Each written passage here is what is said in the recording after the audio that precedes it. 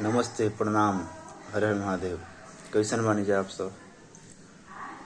हम आप सबके छोट भाई भोजपुरी गायक गुड्डू सम्राट आप सब के तहे दिल से धन्यवाद।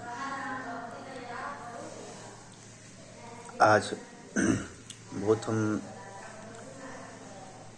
खुश बानी इस बात के लेके आप लोग हमार फर्स्ट वीडियो सॉन्ग जौन एल्बम के नाम है बाबा जाने मन की बात, वो एल्बम के आप लोग इतना दुलार प्यार आशीर्वाद देनी जाए ओकरा खातिर बहुत बहुत बहुत धन्यवाद। आप लोग बस यही तरह हमने के सपोर्ट करत रही जाए, यही तरह प्यार आशीर्वाद देते रही जाए ताकि हमने के और भी बढ़िया बढ़िया गाना और भी बढ़िया बढ़िया आप सभी के बीच धमाकेदार प्रस्तुति दे सकी जाए। बहुत ही खुशी मिलल आप सबके प्यार दुलार पाके और ये अपन प्यार आशीर्वाद हमेशा बरकरार रखी जाए। बाकी हमने के अपन मेहनत करते नहीं जाए और बहुत जल्द हमने के सावन गीत भी आवे वाला बा।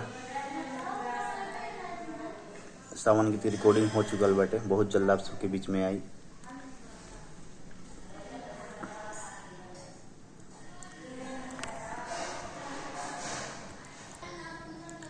जौना तरह आप सब ये गाना के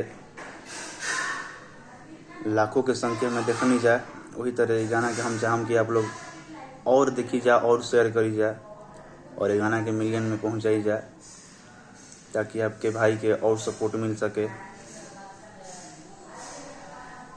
और एक बात और बतावल चाहम, हमने के वो गूगल पे अपन गाने का साइट नया साइट तैयार भइल बा, जो साइट के नाम हटे samratweb.in।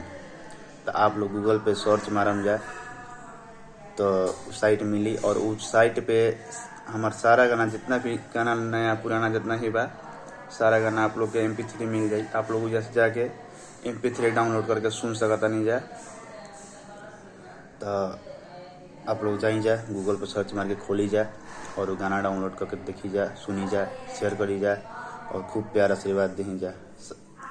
साइट के नाम हटे एक बार फिर से बता देता नहीं, samratweb.in। samratweb.in नया साइट बनल है जो ना के भाई हमारे अरुण अजगर मैनेज करता है उस साइट के।